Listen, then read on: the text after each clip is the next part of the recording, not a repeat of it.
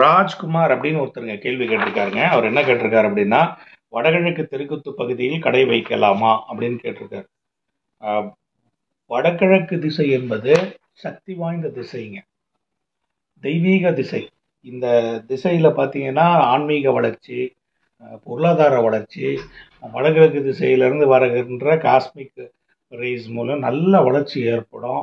நீங்கள் கடை வச்சிங்கன்னா வாடிக்கையாளர்கள் நிறைய வருவாங்க, கூட்டம் அதிகரிக்கும், வாடிக்கையாளர் உள்ள திருப்தி ஏற்படும், அவங்களுக்கு நல்ல பெயர் ஏற்படும். இதெல்லாம் அற்புதமான ஒரு விஷயம். நீங்கள் வடகிழக்கு தெற்குத்தி முழுவதும் கடையாக இருந்தது அப்படின்னா அற்புதமான ஒரு பலன்களை, வடகிழக்கு தெற்குத்து வெறும் கடை மட்டுமே இருந்ததுன்னா நல்ல பலன்களை கொடுக்கும். கவனிக்க வேண்டியது என்ன அப்படின்னா, வடக்கு வாசல் வந்து வடகிழக்கு பகுதியில் தெற்குத்து வரதுனால கிழக்கு பகுதியிலோ அல்லது வடக்கு பகுதியிலோ இருப்பது போல அமைத்து கொள்ளலாம்.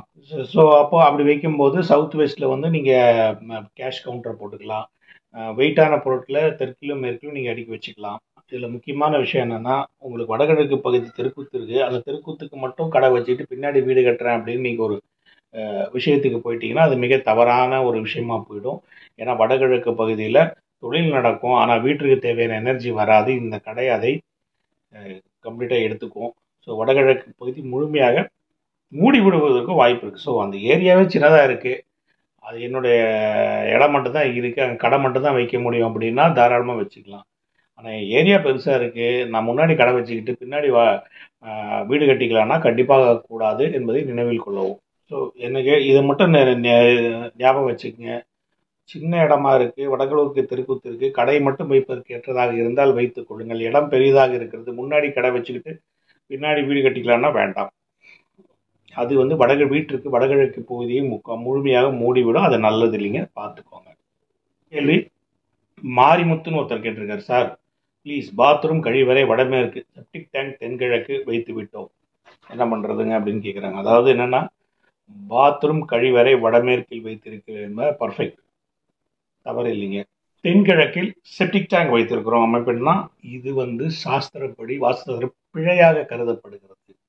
இது மிகவும் தவறு. தென்கிழக்கு திசை என்பது அக்னிக்கு உரிய திசை, அக்னி மூலைன்னு சொல்லுவோம். தென்கிழக்கு பகுதியில் செப்டிக் டேங்க் வைத்தால் தீ விபத்துக்கள், நோய்கள், தகாத உறவுகள் ஏற்படும். அதனால தென்கிழக்கு பகுதியில் செப்டிக் டேங்க் இல்லாமல் பார்த்துக்கோங்க. அது மட்டும் இல்லைங்க, தென்கிழக்கில் செப்டிக் டேங்க் இருக்கிறது வந்து குடும்ப பெண்களுக்கு நிறைய சிக்கல்களை உண்டு பண்ணும். அவங்களோட ஆரோக்கியத்தில் பிரச்சனைகள் வரலாம், பண நஷ்டம், நிறைய பிரச்சனைகளை பெண்களுக்கு கொடுக்குன்றதுனால தென்கிழக்கு பகுதியில் கண்டிப்பாக செப்டிக் டேங்க் இருக்கக்கூடாது. ஒன்றும் நீங்கள் வடமேற்கு பகுதியில் இடம் இருந்ததுன்னா செப்டிக் டேங்கை வடமேற்கு பகுதிக்கு கொண்டு போயிடுங்க.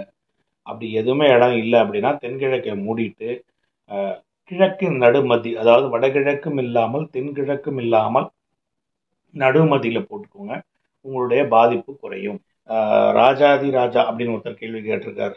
அவர் செப்டிக் டேங்க் வடமேற்கில் இடமில்லை, வேறு எங்கு அமைக்கலாம், நன்றி. மேற்கு தான் கரெக்டான இடம்.